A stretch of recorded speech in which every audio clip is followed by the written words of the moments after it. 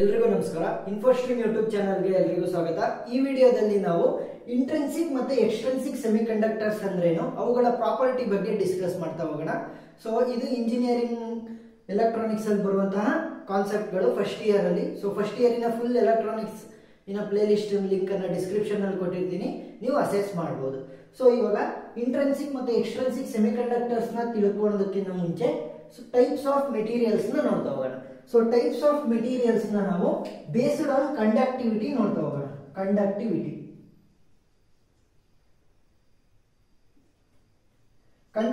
ಅಂತ ಅಂದ್ರೇನು, ಒಂದು ಮೆಟೀರಿಯಲ್ ಇದೆ ಅಂತ ಅನ್ಕೊಳ್ಳಿ. ಆ ಮೆಟೀರಿಯಲ್ ನ ಮುಖಾಂತರ ಫ್ಲೋ ಆಗೋದಕ್ಕೆ ಬಿಟ್ರೆ ಅದನ್ನ ಏನಂತ ಕರಿತೀವಿ, ಕಂಡಕ್ಟಿವಿಟಿ ಅಂತ ಕರಿತೀವಿ. ಸೊ ನಾವು ಯಾವ್ದನ್ನ ಕಂಡಕ್ಟ್ ಮಾಡ್ತಿರೋದು ಅಂದ್ರೆ ಫ್ಲೋ ಆಗೋಕೆ ಪಾಸ್ ಮಾಡ್ತಾ ಇರೋದು ಕರೆಂಟ್ ಅನ್ನ. ಸೊ ಕರೆಂಟ್ ಅನ್ನ ಪಾಸ್ ಮಾಡ್ತಿರೋದ್ರಿಂದ ಆ ಒಂದು ಮೆಟೀರಿಯಲ್ ಆ ಕರೆಂಟ್ ಪಾಸ್ ಆಗೋದಕ್ಕೆ ಬಿಡುತ್ತೋ ಇಲ್ವೋ ಅನ್ನೋದು ನಾವು ಕಂಡಕ್ಟಿವಿಟಿ ಮುಖಾಂತರ ತಿಳ್ಕೊಂತ ಹೋಗ್ಬೋದು. ಸೊ ಕಂಡಕ್ಟಿವಿಟಿ ಬೇಸಿಸ್ ಮೇಲೆ ಟೈಪ್ಸ್ ಆಫ್ ಮೆಟೀರಿಯಲ್ಸ್ ಎಷ್ಟಿದೆ? 3 ಟೈಪ್ಸ್. ಒಂದು ಕಂಡಕ್ಟರ್, ಇನ್ನೊಂದು ಇನ್ಸುಲೇಟರ್, ನೆಕ್ಸ್ಟ್ ಸೆಮಿ ಕಂಡಕ್ಟರ್. ಈಗ ಕಂಡಕ್ಟರ್ ಅಂತ ಅಂದ್ರೇನು, ಒಂದು ಮೆಟೀರಿಯಲ್ ಇದೆ ಅಂತ ಅನ್ಕೊಳ್ಳಿ, ಇದು ಕಂಡಕ್ಟರ್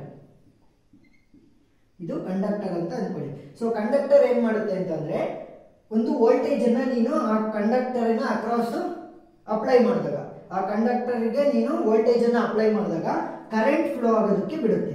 ಸೊ ಕರೆಂಟ್ ಯಾವ ಡೈರೆಕ್ಷನ್ ಅಲ್ಲಿ ಫ್ಲೋ ಆಗುತ್ತೆ?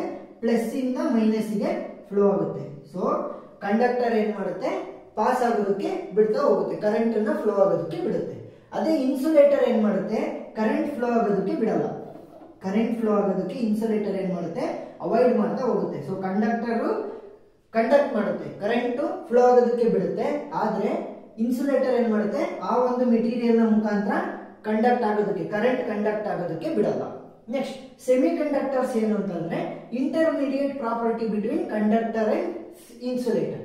ಕಂಡಕ್ಟರ್ ಮತ್ತೆ ಇನ್ಸುಲೇಟರ್ ಗಳ ಮಧ್ಯ ಈ ಸೆಮಿ ಕಂಡಕ್ಟರ್ ಗಳ ಪ್ರಾಪರ್ಟಿ ಇರ್ತಾ ಹೋಗುತ್ತೆ. ಸೊ ಸೆಮಿ ಕಂಡಕ್ಟರಿನ ಕಂಡಕ್ಟಿವಿಟಿ ಏನಾಗಿರುತ್ತೆ, ಇವೆರಡರ ಮಧ್ಯ ಇರುತ್ತೆ. ಸೊ ಯಾಕಂದ್ರೆ ಪ್ರಾಪರ್ಟೀಸ್ ಕೂಡ ಇವೆರಡರ ಇಂಟರ್ಮೀಡಿಯೇಟ್ ಇರೋದ್ರಿಂದ ಸೆಮಿ ಕಂಡಕ್ಟರ್ ಏನ್ ಮಾಡುತ್ತೆ, ಒಂದೊಂದ್ಸಲಿ ಕಂಡಕ್ಟರ್ ಆಗಿ ಮತ್ತೆ ಇನ್ಸುಲೇಟರ್ ಆಗಿ ಎರಡಾಗೂ ಕೂಡ ಆಕ್ಟ್ ಆಗ್ತಾ ಹೋಗುತ್ತೆ. ಸೊ ಇಲ್ಲೇನ್ ಮಾಡ್ಬೋದು ಅಂತಂದ್ರೆ, ನಾವು ಸೆಮಿ ಕಂಡಕ್ಟರ್ಸ್ ಅಲ್ಲಿ ನಾವು ಕಂಡಕ್ಟಿವಿಟಿನ ಇನ್ಕ್ರೀಸ್ ಮಾಡಬಹುದು, ನಮಗೆ ಬೇಕಾದಂಗೆ ಡಿಕ್ರೀಸ್ ಕೂಡ ಮಾಡಬಹುದು. ನಮಗೆ ಬೇಕಾದ್ರೆ ಇನ್ಕ್ರೀಸ್ ಮಾಡಬಹುದು, ಬೇಕಾದ್ರೆ ಡಿಕ್ರೀಸ್ ಮಾಡಬಹುದು. ಸೊ ಆ ಒಂದು ಪ್ರೋಸೆಸ್ ಅನ್ನ ಏನಂತ ಕರಿತೀವಿ, ಡೋಪಿಂಗ್. ಡೋಪಿಂಗ್ ಅಂತ ಕರಿತೀವಿ. ಸೊ ಡೋಪಿಂಗ್ ಅಲ್ಲಿ ಏನ್ ಮಾಡ್ತೀವಿ ಅಂತಂದ್ರೆ, ಒಂದು ಸೆಮಿ ಕಂಡಕ್ಟರ್ ಇದೆ ಅಂತ ಅನ್ಕೊಳ್ಳಿ, ಸೆಮಿ ಕಂಡಕ್ಟರ್ ಮೆಟೀರಿಯಲ್. ಆ ಮೆಟೀರಿಯಲ್ ನಾವೇನ್ ಮಾಡ್ತೀವಿ ಅಂತಂದ್ರೆ, ಇಂಪ್ಯೂರಿಟೀಸ್ ಆಡ್ ಮಾಡ್ತಾ ಹೋಗ್ತೀವಿ. ಏನ್ ಮಾಡ್ತೀವಿ, ಇಂಪ್ಯೂರಿಟೀಸ್ ಅಂದ್ರೆ ಬೇರೆ ಸಬ್ಸ್ಟೆನ್ಸ್ ಗಳನ್ನ ಈ ಡೋಪಿಂಗ್ ಮುಖಾಂತರ ಆಡ್ ಮಾಡ್ತಾ ಹೋಗ್ತೀವಿ ಒಂದು ಸೆಮಿ ಕಂಡಕ್ಟರ್ಸ್ ಗೆ. ಅದ್ರ ಮುಖಾಂತರ ಏನ್ ಮಾಡ್ತೀವಿ, ಕಂಡಕ್ಟಿವಿಟಿನ ಬೇಕಾದ್ರೆ ಇನ್ಕ್ರೀಸ್ ಮಾಡ್ಕೋಬಹುದು, ಇಲ್ಲ ಅಂತಂದ್ರೆ ಡಿಕ್ರೀಸ್ ಮಾಡ್ಕೋಬಹುದು. ಸೊ ಇವಾಗ ಕಂಡಕ್ಟರ್ಸ್ ನ ನೋಡ್ತಾ ಹೋದ್ರೆ ಮೇಜರ್ ಕಂಡಕ್ಟರ್ಸ್ ಯಾವ್ಯಾವ ಬರ್ತವೆ? ಗೋಲ್ಡ್ ಇರ್ಬೋದು, ಸಿಲ್ವರ್ ಇರ್ಬೋದು, ಕಾಪರ್. ಸೊ ಗೋಲ್ಡ್, ಸಿಲ್ವರ್ ಮತ್ತೆ ಕಾಪರ್. ನೆಕ್ಸ್ಟ್ ಇನ್ಸುಲೇಟರ್ಸ್ ನ ನೋಡ್ತಾ ಹೋದ್ರೆ ಯಾವ್ಯಾವ್ದು ಬರುತ್ತೆ? ವುಡ್ ಬರುತ್ತೆ, ಡ್ರೈ ವುಡ್. ಸೊ ಒಣಗಿರುವಂತಹ ಕೋಲು ಅಥವಾ ಒಣಗಿರುವಂತಹ ವುಡ್. ಮತ್ತೆ ಗ್ಲಾಸ್ ಕೂಡ ಒಂದು ಇನ್ಸುಲೇಟರ್. ಸೊ ಕರೆಂಟ್ ಪಾಸ್ ಆಗೋದಕ್ಕೆ ಅದು ಬಿಡಲ್ಲ. ನೆಕ್ಸ್ಟ್ ಸೆಮಿ ಕಂಡಕ್ಟರ್ಸ್ ನ ನೋಡ್ತಾ ಹೋದ್ರೆ ಮೇಜರ್ ಆಗಿ ನಮಗೆ ಸಿಲಿಕಾನ್ ಬರುತ್ತೆ, ಜರ್ಮೇನಿಯಂ ಬರುತ್ತೆ, ಗ್ಯಾಲಿಯಂ ಆರ್ಸಿನೈಡ್ ಬರುತ್ತೆ. GaAs ಅಂದ್ರೆ ಏನು, ಗ್ಯಾಲಿಯಂ ಆರ್ಸಿನೈಡ್ ಬರುತ್ತೆ. ಸೊ ನಾವಿವಾಗ ಏನ್ ಮಾಡೋಣ, ಸಿಲಿಕಾನ್ ನ ಇಟ್ಕೊಂಡು ಫುಲ್ ಸೆಮಿ ಕಂಡಕ್ಟರ್ಸ್ ಬಗ್ಗೆ ಸ್ಟಡಿ ಮಾಡ್ತಾ ಹೋಗೋಣ. ಅದೇ ಸಿಲಿಕಾನ್ ನ ಇಟ್ಕೊಂಡು ಇಂಟ್ರಿನ್ಸಿಕ್ ಮತ್ತೆ ಎಕ್ಸ್ಟ್ರಿನ್ಸಿಕ್ ಸೆಮಿ ಕಂಡಕ್ಟರ್ಸ್ ಕೂಡ ಸ್ಟಡಿ ಮಾಡ್ತಾ ಹೋಗೋಣ. ಈಗ ಕಂಡಕ್ಟಿವಿಟಿ ಅಂತ ಹೇಳಿದೆ. ಸೊ ಕಂಡಕ್ಟಿವಿಟಿನ ಯಾವ್ದ್ರಲ್ಲಿ ಮಾಪನೆ ಮಾಡ್ತೀವಿ ಅಂದ್ರೆ, SI ಯೂನಿಟ್ ಏನಾಗಿರುತ್ತೆ, ಸೈಮನ್ಸ್ ಪರ್ ಮೀಟರ್. ಏನಾಗಿರುತ್ತೆ, ಸೈಮನ್ಸ್ ಪರ್ ಮೀಟರ್ ಕಂಡಕ್ಟಿವಿಟಿನ SI ಯೂನಿಟ್ ಆಗಿರುತ್ತೆ. ಈಗ ವೋಲ್ಟೇಜ್ ಅಪ್ಲೈ ಮಾಡ್ತಾ ಇದ್ದೀನಿ, ಒಂದು ಮೆಟೀರಿಯಲ್ ಇದೆ, ಕಂಡಕ್ಟರ್, ಇನ್ಸುಲೇಟರ್, ಸೆಮಿ ಕಂಡಕ್ಟರ್. ಈಗ ಸೆಮಿ ಕಂಡಕ್ಟರ್ ನಾನು ಇಲ್ಲಿ ಪ್ಲೇಸ್ ಮಾಡ್ತೀನಿ ಅಂತಂದ್ರೆ, ಬೇಕಾದಾಗೆ ನಾನು ಡೋಪಿಂಗ್ ಮುಖಾಂತರ ಇಂಪ್ಯೂರಿಟೀಸ್ ನ ಆಡ್ ಮಾಡಿಬಿಟ್ಟು ಇನ್ಕ್ರೀಸ್ ಅಥವಾ ಡಿಕ್ರೀಸ್ ಮಾಡಬಹುದು ಅಂತ ಹೇಳಿದೆ ಕಂಡಕ್ಟಿವಿಟಿನ. ಈಗ ಒಂದು ಯಾವ್ದಾದ್ರು ಒಂದನ್ನ ತಗೊಂಡು, ಜರ್ಮೇನಿಯಂ ಇರ್ಬೋದು, ಸಿಲಿಕಾನ್ ಇರ್ಬೋದು, ಗ್ಯಾಲಿಯಂ ಆರ್ಸಿನೈಡ್. ಸೊ ನಾವೇನ್ ಮಾಡೋಣ ಅಂತಂದ್ರೆ, ಸಿಲಿಕಾನ್ ಅನ್ನ ಎಕ್ಸಾಂಪಲ್ ಆಗಿ ತಗೊಂಡ್ರೆ, ಸಿಲಿಕಾನಿನ ಅಟಾಮಿಕ್ ನಂಬರ್ ಎಷ್ಟು? Atomic number. So atomic number of silicon ಎಷ್ಟು? 14. ಅಟಾಮಿಕ್ ನಂಬರ್ 14 ಇರುತ್ತೆ. ಸೊ 14 ಅಟಾಮಿಕ್ ನಂಬರ್ ಇದ್ರೆ ಏನರ್ಥ, 14 ಪ್ರೋಟಾನ್ಸ್ ಗಳಿರುತ್ತೆ, 14 electrons. 14 protons, 14 electrons. So 14 protons ಮತ್ತೆ 14 electrons ಏನಾಗಿರುತ್ತೆ, ಇವೆರಡು ಸೇರಿ ಅಟಾಮಿಕ್ ನಂಬರ್ 14 ಯಾವುದು ಸಿಲಿಕಾನ್ದು. ಸೊ ಸಿಲಿಕಾನಿನ ನ್ಯೂಕ್ಲಿಯಸ್ ಅಲ್ಲಿ ಏನಾಗಿರುತ್ತೆ, ಪ್ರೋಟಾನ್ಸ್ ಗಳು ಇರ್ತವೆ. ಪ್ರೋಟಾನ್ಸ್ ನ ಪಾಸಿಟಿವ್ ಇಂದ ರೆಪ್ರೆಸೆಂಟ್ ಮಾಡ್ತೀವಿ, ಅವೇನಿರ್ತವೆ ನ್ಯೂಕ್ಲಿಯಸ್ ಅಲ್ಲಿ ಇರ್ತವೆ. ನೆಕ್ಸ್ಟ್ ಆ ನ್ಯೂಕ್ಲಿಯಸ್ಸಿನ ಸುತ್ತ ಬೇರೆ ಬೇರೆ ಆರ್ಬಿಟ್ ಗಳಲ್ಲಿ ಏನಾಗ್ತಾ ಇರುತ್ತೆ, ಎಲೆಕ್ಟ್ರಾನ್ಸ್ ಗಳು ಸುತ್ತುತ್ತಾ ಇರ್ತವೆ. ಸೊ ಟೋಟಲ್ ಎಷ್ಟು ಎಲೆಕ್ಟ್ರಾನ್ಸ್, 14 ಎಲೆಕ್ಟ್ರಾನ್ಸ್ ಗಳು ಸುತ್ತುತ್ತಾ ಇರ್ತವೆ ಆ ಒಂದು ಆರ್ಬಿಟ್ ಗಳಲ್ಲಿ ಈ ನ್ಯೂಕ್ಲಿಯಸ್ಸಿನ ಸುತ್ತ. ಆದ್ರೆ ಪ್ರೋಟಾನ್ಸ್ ಗಳು ಏನಿರ್ತವೆ ಈ ನ್ಯೂಕ್ಲಿಯಸ್ ಒಳಗಡೆ, ಅವು ಅದೇ ಸ್ಟ್ಯಾಂಡ್ ಬೈ ಸ್ಟೇಟ್ ಅಲ್ಲಿ ಇರ್ತವೆ. ಈಗ ನೋಡಿ, ಔಟರ್ ಶೆಲ್ ಅಲ್ಲಿ ಎಷ್ಟಿದೆ ಎಲೆಕ್ಟ್ರಾನ್ಸ್, ಔಟರ್ ಶೆಲ್ ಅಲ್ಲಿ ನನಗೆ 4 ಎಲೆಕ್ಟ್ರಾನ್ಸ್ ಇದೆ. 4 ಎಲೆಕ್ಟ್ರಾನ್ಸ್ ಇಂದ ಔಟರ್ ಶೆಲ್. ಸೊ 4 ಎಲೆಕ್ಟ್ರಾನ್ಸ್ ಇರೋದ್ರಿಂದ ಈ ತರ ಒಂದು ಗಟ್ಟಿ ಮೆಟೀರಿಯಲ್ ನ ಮಾಡೋದಕ್ಕೆ ಪ್ರತಿಯೊಂದು ಕ್ರಿಸ್ಟಲ್ಗಳು ಸೇರ್ಬಿಟ್ಟು ಏನಾಗುತ್ತೆ, ಒಂದು ದೊಡ್ಡ ಮೆಟೀರಿಯಲ್ ಆಗುತ್ತೆ. ಅಂದ್ರೆ ಹನಿಗುಡಿದರೆ ಹಳ್ಳ ಅಂತ ಅಂತಾರಲ್ಲ, ಆ ರೀತಿಯಲ್ಲಿ ಎಲ್ಲಾ ಮೆಟೀರಿಯಲ್ಗಳು ಎಲ್ಲಾ ಸಿಲಿಕಾನ್ ಆಟಮ್ಸ್ ಗಳು ಸೇರಿ ಒಂದು ದೊಡ್ಡ ಆಟಮ್ ಅಥವಾ ದೊಡ್ಡ ಒಂದು ಮೆಟೀರಿಯಲ್ ಆಗ್ತಾ ಹೋಗುತ್ತೆ. ಸೊ ಆ ಮೆಟೀರಿಯಲ್ ಅಲ್ಲಿ ಏನಾಗುತ್ತೆ, ಔಟರ್ ಶೆಲ್ ಎಷ್ಟಿರೋದು 1 2 3 4, ಔಟರ್ ಶೆಲ್ ಅಲ್ಲಿ 4 ಎಲೆಕ್ಟ್ರಾನ್ಸ್ ಗಳಿವೆ. ಸೊ ಏನಾಗುತ್ತೆ, 4 ಎಲೆಕ್ಟ್ರಾನ್ಸ್ ಗಳು ಶೇರ್ ಆಗ್ತಾ ಹೋಗುತ್ತೆ. ಎಲೆಕ್ಟ್ರಾನ್ಸ್ ಗಳನ್ನ ಏನಂತ ಯಾವ್ದ್ರಲ್ಲಿ ರೆಪ್ರೆಸೆಂಟ್ ಮಾಡ್ತೀವಿ, ಮೈನಸ್ ಅಲ್ಲಿ. ಸೊ 1 2 3 4, 4 ಎಲೆಕ್ಟ್ರಾನ್ಸ್ ಈ ಸಿಲಿಕಾನ್ಗೆ 1 2 3 4, 1 2 3 4, 1 2 3 4.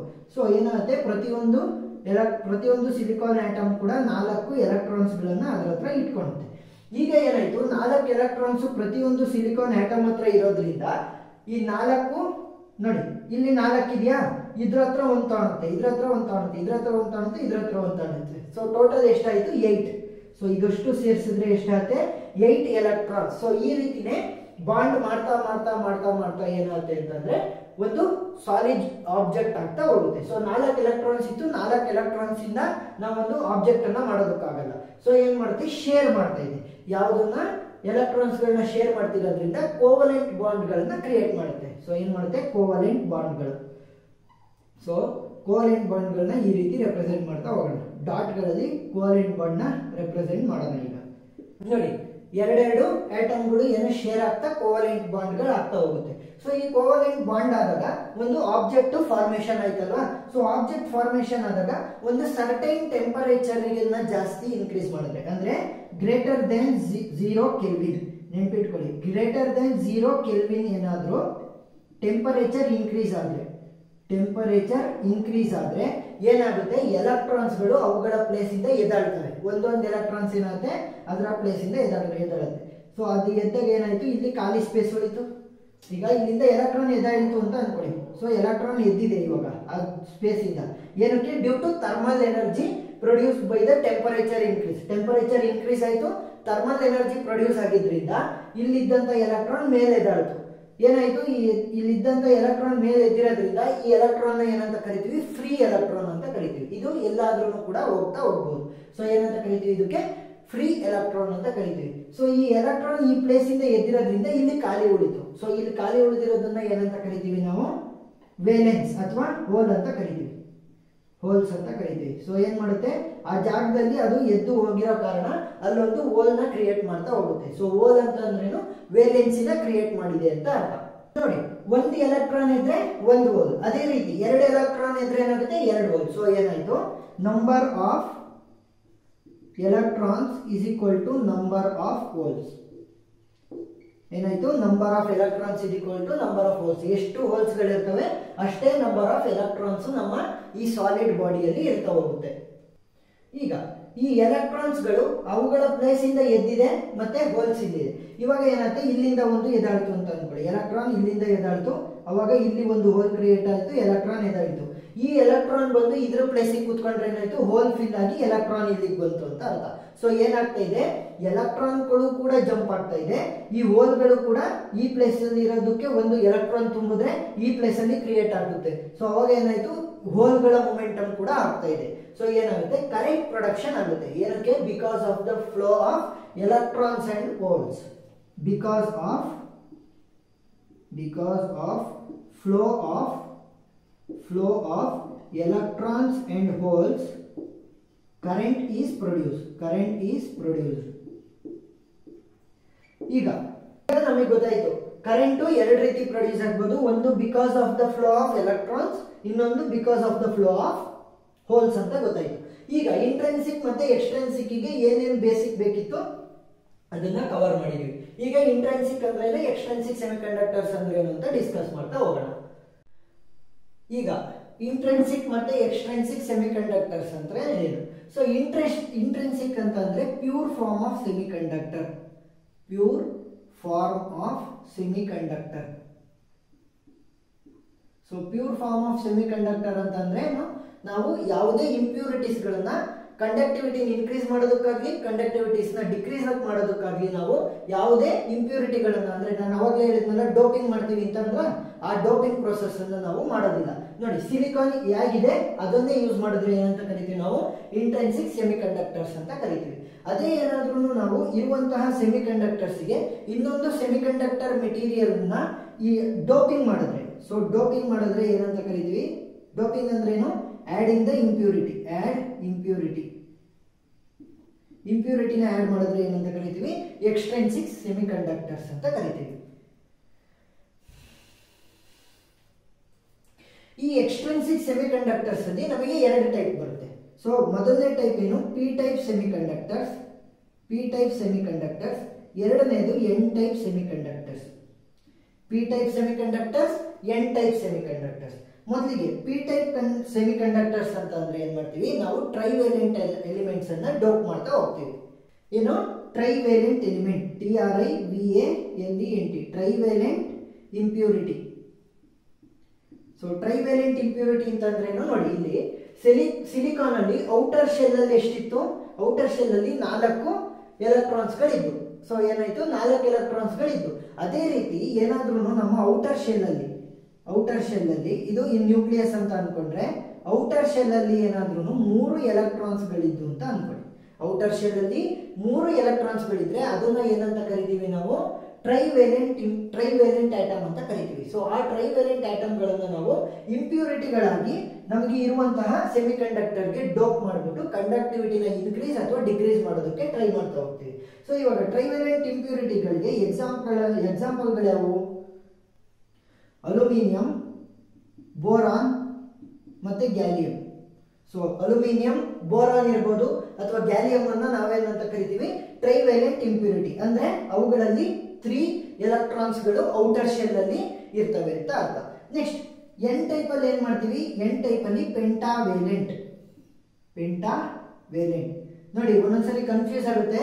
ಪಿ ಟೈಪ್ ಅಂತಂದ್ರೆ ಟ್ರೈವೇಲೆಂಟ್, ಎನ್ ಟೈಪ್ ಅಂತಂದ್ರೆ ಪೆಂಟಾವೇಲೆಂಟ್. ಸೊ ಪಿ ಅಂತ ಹಂಗ್ ನೆನ್ಪಿಟ್ಕೋಬಾರ್ದು, ಏನ್ ಮಾಡ್ಬೇಕು, ಉಲ್ಟಾ ಬರಬೇಕು.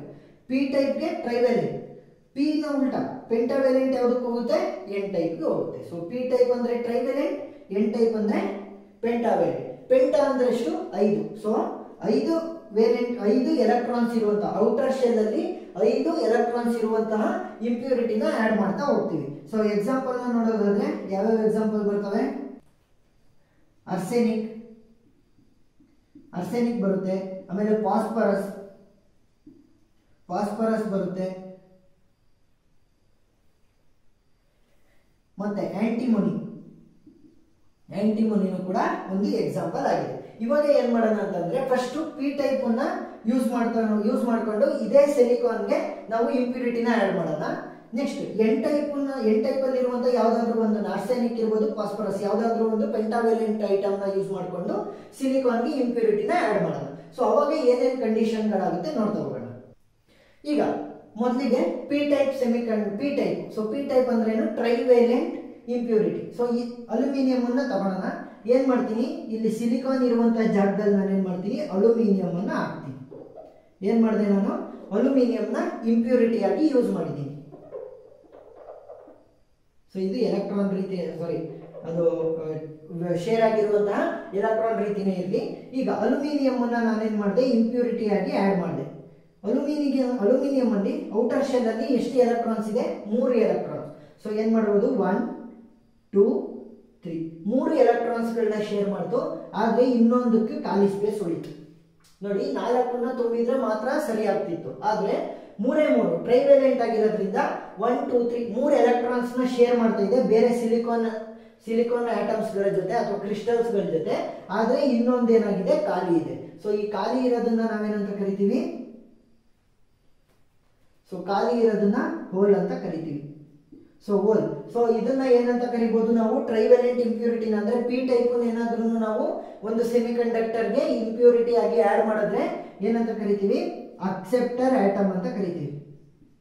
Acceptor atom. ಅಕ್ಸೆಪ್ಟರ್ ಆಟಮ್ ಅಂತ ಏನಂತ ಕರಿತೀವಿ, ನೋಡಿ ಖಾಲಿ ಸ್ಪೇಸ್ ಇದೆ, ಅದು ಅಕ್ಸೆಪ್ಟ್ ಮಾಡ್ಕೊಳುತ್ತೆ. ಬೇರೆ ಎಲೆಕ್ಟ್ರಾನ್ಸ್ ಗಳೇನಾದ್ರೂ ಬಂದ್ರೆ ಆ ಜಾಗಕ್ಕೆ ತುಂಬಿಕೊಳ್ಳೋದಕ್ಕೆ ಟ್ರೈ ಮಾಡ್ತಾ ಹೋಗುತ್ತೆ. ಸೊ ಏನಂತ ಕರಿಬಹುದು, ಅಕ್ಸೆಪ್ಟರ್ ಆಟಮ್ ಅಂತ ಕರೀತಾ ಹೋಗ್ಬೋದು. ಯಾವುದನ್ನ, ಟ್ರೈವೆಲೆಂಟ್ ಇಂಪ್ಯೂರಿಟಿಗಳನ್ನ. ಹೋಲ್ಸ್ ಗಳು ಇದೆ ಇದರಲ್ಲಿ. ಏನಾಯ್ತು, ಮೂರನ್ನ ಸ್ಯಾಟಿಸ್ಫೈ ಮಾಡಿದೆ, ಆದ್ರೆ ಇನ್ನೊಂದು ಎಲೆಕ್ಟ್ರಾನ್ ಅನ್ನು ತರೋದಕ್ಕಾಗಿಲ್ಲ. ಸೊ ಏನಾಯ್ತು, ಡಿಫಿಷಿಯನ್ಸಿ ಆಯ್ತು. ಅಂದ್ರೆ ಏನಾಯ್ತು, ಏನರ್ಥ, ಎಲೆಕ್ಟ್ರಾನ್ಸ್ ಗಳೇನಾಗಿರುತ್ತೆ, minority carriers. Minority carriers. Minority carriers ಯಾಕೆ, ಕಡಿಮೆ ನಂಬರ್ ಆಫ್ ಎಲೆಕ್ಟ್ರಾನ್ಸ್ ಇದೆ. ನೆಕ್ಸ್ಟ್ ಹೋಲ್ ಎಕ್ಸ್ಟ್ರಾ ಇದೆ ನನಗೆ. ಸೊ ಇದೇನಾಗುತ್ತೆ, ಹೋಲ್ ಅಂದ್ರೆ ಪ್ಲಸ್. ಹೋಲ್ ನ ಪ್ಲಸ್ ಅಂತ ರೆಪ್ರೆಸೆಂಟ್ ಮಾಡ್ತೀವಿ, ಎಲೆಕ್ಟ್ರಾನ್ಸ್ ನ ನೆಗೆಟಿವ್ ಅಂತ ರೆಪ್ರೆಸೆಂಟ್ ಮಾಡ್ತೀವಿ. ಸೊ ಹೋಲ್ಗಳು ಏನಾಗ್ತವೆ, ಮೆಜಾರಿಟಿ ಕ್ಯಾರಿಯರ್ಸ್ ಆಗ್ತವೆ. Majority current carrier. So current flow ಆಗ್ತಾ ಇದ್ರೆ ನೋಡಿ, ಪಾಸಿಟಿವ್ ಇಂದಾನೆ ನೆಗೆಟಿವ್ ಗೆ ಕರೆಂಟ್ ಫ್ಲೋ ಆಗಬೇಕು. ಅವಾಗ ಏನಾಗುತ್ತೆ ಅಂತಂದ್ರೆ ಈ ನೆಗೆಟಿವ್ ಐಟಮ್ಸ್ ಅಂದ್ರೆ ಮೈನಾರಿಟಿ ಕ್ಯಾರಿಯರ್ಸ್, ಮೈನಸ್ ಗಳು ಇರ್ತಾವಲ್ಲ, ಅವೆಲ್ಲ ಬಂದ್ಬಿಟ್ಟು ಎಲ್ಲಿಗೆ ಹೋಗ್ತವೆ, negative terminal of the voltage ಗೆ ಹೋಗ್ತವೆ. ನೆಕ್ಸ್ಟ್ ಪಾಸಿಟಿವ್ ಎಲ್ಲ ಎಲ್ಲಿ ಹೋಗ್ತವೆ, ಪಾಸಿಟಿವ್ ಟರ್ಮಿನಲ್ ಹೋಗುತ್ತೆ. ಅವಾಗ ಏನಾಯ್ತು, ಮೆಜಾರಿಟಿ ಕ್ಯಾರಿಯರ್ಸ್ ಯಾವ್ದಾದ್ರು ಪ್ಲಸ್ ಅಂತಂದ್ರೆ ಹೋಲ್ಸ್ ಗಳು ಮೆಜಾರಿಟಿ ಕ್ಯಾರಿಯರ್ಸ್. ಯಾಕಂದ್ರೆ ಇಲ್ಲಿ ಹೋಲ್ಗಳು ಪ್ರೊಡಕ್ಷನ್ ಆಗುತ್ತೆ, ಹೋಲ್ಗಳ ಪ್ರೊಡಕ್ಷನ್ ಆಗುತ್ತೆ. ಏನಕ್ಕೆ, ಮೂರು ಎಲಿಮೆಂಟ್ ಅನ್ನ ನಾನು ಇಲ್ಲಿ ತುಂಬಿದ್ದೀನಿ, ಆದ್ರೆ ಇನ್ನೊಂದು ಖಾಲಿ ಸ್ಪೇಸ್ ಇರೋದ್ರಿಂದ ಹೋಲ್ ಕ್ರಿಯೇಟ್ ಆಯ್ತು. ಆ ಹೋಲ್ ಏನಾಗಿರುತ್ತೆ, ಮೆಜಾರಿಟಿ ಕ್ಯಾರಿಯರ್ಸ್ ಆಗಿ ಆಕ್ಟ್ ಆಗುತ್ತೆ. ಎಲ್ಲಿ, ಪಿ ಟೈಪ್ ಅಲ್ಲಿ. ಅದೇ ನಮಗೆ ಎನ್ ಟೈಪ್ ಅಲ್ಲಿ ಏನಾಗುತ್ತೆ ಅಂತಂದ್ರೆ, ಎನ್ ಟೈಪ್ ಅಲ್ಲಿ ಯಾವುದು, ಅರ್ಸೆನಿಕ್. ಸೊ ಅರ್ಸೆನಿಕ್ ನ ನಾವು ಸಬ್ಸ್ಟಿಟ್ಯೂಟ್ ಮಾಡ್ತಾ ಹೋಗೋಣ ಇದೇ ಜಾಗಕ್ಕೆ, ಅರ್ಸೆನಿಕ್. ಸೊ ಅರ್ಸೆನಿಕ್ ನ ನಾನು ಸಬ್ಸ್ಟಿಟ್ಯೂಟ್ ಮಾಡಿದಾಗ ಏನಾಯ್ತು ಅಂತಂದ್ರೆ ನೋಡಿ, ಅರ್ಸೆನಿಕ್ ಅಲ್ಲಿ ಎಷ್ಟು, 5 ಔಟರ್ ಶೆಲ್ ಅಲ್ಲಿ ಇರೋದು. ಔಟರ್ ಶೆಲ್ ಅಲ್ಲಿ 5 ಎಲೆಕ್ಟ್ರಾನ್ ಗಳಿರ್ತವೆ. ಅಂದ್ರೆ ಒಳಗಡೆ ಕೂಡ protons, same number of protons ಇರುತ್ತೆ. ನ್ಯೂಕ್ಲಿಯಸ್ ಅಲ್ಲಿ 5. ಇವಾಗ 5 ಎಲೆಕ್ಟ್ರಾನ್ಸ್ ಇದೆ, ಬೇಕಾಗಿದ್ದೆಷ್ಟು ಶೇರ್ ಮಾಡೋದಕ್ಕೆ, 1 2 3 4 4 ಮಾತ್ರ ಬೇಕಿತ್ತು. ಇನ್ನೂ ಒಂದು ಎಕ್ಸ್ಟ್ರಾ ಇದೆ. ಸೊ ಎಕ್ಸ್ಟ್ರಾ ಇರೋದೇನು, ಎಕ್ಸ್ಟ್ರಾ ಎಲೆಕ್ಟ್ರಾನ್ ಇದೆ ನನಗೆ, ಎಕ್ಸ್ಟ್ರಾ ನಂಬರ್ ಆಫ್ ಎಲೆಕ್ಟ್ರಾನ್. ಇವಾಗ ಏನಾಯ್ತು, ಮೆಜಾರಿಟಿ ಕ್ಯಾರಿಯರ್ಸ್ ಯಾವುದು, ಎಲೆಕ್ಟ್ರಾನ್. ಯಾವ್ದ್ರಲ್ಲಿ, ಎನ್ ಟೈಪ್ ಅಲ್ಲಿ ಮೆಜಾರಿಟಿ ಕ್ಯಾರಿಯರ್ಸ್ ಯಾವುದು, ಎಲೆಕ್ಟ್ರಾನ್. ಸೊ ಪಾಸಿಟಿವ್ ಅಂದ್ರೆ ಹೋಲ್ಸ್ ಗಳು ಏನಾಗ್ತವೆ, ಮೈನಾರಿಟಿ ಕ್ಯಾರಿಯರ್ಸ್ ಗಳಾಗ್ತವೆ. ನೆಕ್ಸ್ಟ್ ಮೆಜಾರಿಟಿ ಕ್ಯಾರಿಯರ್ಸ್ ಗಳು ಯಾವುವು, ನೆಗೆಟಿವ್. ನೆಗೆಟಿವ್ ಅಂತಂದ್ರೆ ನಮ್ಮ ಎಲೆಕ್ಟ್ರಾನ್ಸ್ ಗಳು ಮೆಜಾರಿಟಿ ಕ್ಯಾರಿಯರ್ಸ್ ಆಗ್ತವೆ. ಅದೇ ರೀತಿ ಮೈನಾರಿಟಿ ಕ್ಯಾರಿಯರ್ಸ್ ನಮಗೆ ಹೋಲ್ಸ್ ಗಳು ಆಗ್ತಾ ಹೋಗುತ್ತೆ. ಸೊ ಇವಾಗ ಏನಾಗ್ತಾ ಇದೆ, ಇದು ಒಂದು ಎಲೆಕ್ಟ್ರಾನ್ ಎಕ್ಸ್ಟ್ರಾ ಇರೋದ್ರಿಂದ ಬೇರೆ ಏನಾದ್ರೂ, ಬೇರೆ ಎಲ್ಲಾದ್ರೂ ಕೂಡ ನಮಗೆ ಜಾಗ ಇದೆ ಅಂದ್ರೆ ಹೋಲ್ಸ್ ಗಳು ಖಾಲಿ ಇದ್ರೆ ಅಲ್ಲಿಗೆ ಹೋಗಿ ಈ ಎಲೆಕ್ಟ್ರಾನ್ಸ್ ಕೂತ್ಕೊಳ್ಳುತ್ತೆ. ಅಂದ್ರೆ ಏನ್ ಮಾಡ್ತಾ ಇದೆ, ಈ ಒಂದು ಎಲಿಮೆಂಟ್ ಅರ್ಸೆನಿಕ್ ಬೇರೆಯವರಿಗೆ ಡೊನೇಟ್ ಮಾಡ್ತಾ ಇದೆ ಎಲೆಕ್ಟ್ರಾನ್ ಅನ್ನ. ಸೊ ಏನಂತ ಕರಿಬಹುದು ನಾವು, ಈ ಆಟಮ್ ಗಳನ್ನ, ಈ ಎನ್ ಟೈಪ್ ಅಲ್ಲಿ ಯೂಸ್ ಮಾಡುವಂತಹ ಪೆಂಟಾವೆಲೆಂಟ್ ಆಟಮ್ ಗಳನ್ನ ಏನಂತ ಕರಿಬಹುದು, ಡೋನರ್ ಆಟಮ್ ಅಂತ ಕರಿಬಹುದು. ಸೊ ಅವು ಡೊನೇಟ್ ಮಾಡ್ತಾ ಇದೆ. ಸೊ ಏನಂತ ಕರಿಬಹುದು, ಡೋನರ್ ಆಟಮ್ಸ್ ಅಂತ ಕರಿಬಹುದು. ಸೊ ಈ ತರ ಎನ್ ಟೈಪ್ ಮತ್ತೆ ಪಿ ಟೈಪ್ ಗಳನ್ನ ಯೂಸ್ ಮಾಡಿಕೊಂಡು, ಇಂಪ್ಯೂರಿಟಿ ಗಳನ್ನ ಯೂಸ್ ಮಾಡಿಕೊಂಡು ಈ ಒಂದು ಸೆಮಿ ಕಂಡಕ್ಟರ್ಸ್ಗೆ ಸಬ್ಸ್ಟಿಟ್ಯೂಟ್ ಮಾಡೋದ್ರಿಂದ ಕಂಡಕ್ಟಿವಿಟಿ ಇನ್ಕ್ರೀಸ್ ಅಥವಾ ಡಿಕ್ರೀಸ್. ಎಷ್ಟು ಸಬ್ಸ್ಟಿಟ್ಯೂಟ್ ಮಾಡಬೇಕು ಅದರ ಮೇಲೆ ಡಿಪೆಂಡ್ ಆಗಿರುತ್ತೆ. ಅಂದ್ರೆ ನಾವು ಕಂಡಕ್ಟಿವಿಟಿ ಇನ್ಕ್ರೀಸ್ ಮಾಡಬೇಕಾ ಅಥವಾ ಡಿಕ್ರೀಸ್ ಮಾಡಬೇಕಾ, ಆ ಒಂದು ರೇಂಜ್ ಅಲ್ಲಿ ನಾವೇನ್ ಮಾಡ್ತೀವಿ, ಕಂಡಕ್ಟಿವಿಟಿ ಇನ್ಕ್ರೀಸ್ ಅಥವಾ ಡಿಕ್ರೀಸ್ ಮಾಡೋದಕ್ಕೆ ಈ ಇಂಪ್ಯೂರಿಟಿಗಳನ್ನ ಒಂದು ಸೆಮಿ ಕಂಡಕ್ಟರ್ಗಳಿಗೆ ಇಂಪೋಸ್ ಮಾಡ್ತಾ ಹೋಗ್ತೀವಿ. ಅವಾಗ ಏನಾಗುತ್ತೆ, ಡೋಪಿಂಗ್ ಪ್ರೋಸೆಸ್ ನ ಯೂಸ್ ಮಾಡಿಕೊಂಡು ನಾವು ಸೆಮಿ ಕಂಡಕ್ಟರ್ಸ್ ನ ನಮಗೆ ಬೇಕಾದ ರೀತಿಯಲ್ಲಿ ರೆಡಿ ಮಾಡ್ಕೊತಾ ಹೋಗ್ತೀವಿ. ಸೊ ಇಷ್ಟು ಇಂಟ್ರೆನ್ಸಿಕ್ ಮತ್ತೆ ಎಕ್ಸ್ಟ್ರೆನ್ಸಿಕ್ ಸೆಮಿ ಕಂಡಕ್ಟರ್ ಬಗ್ಗೆ ಆಯ್ತು. ಸೊ ವಿಡಿಯೋ ಇಷ್ಟ ಆಗಿದ್ರೆ ಲೈಕ್ ಮಾಡಿ, ಏನಾದರೂ ಡೌಟ್ ಇದ್ರೆ ಕಮೆಂಟ್ ಸೆಕ್ಷನ್ ಅಲ್ಲಿ ತಿಳಿಸಿ. Thank you.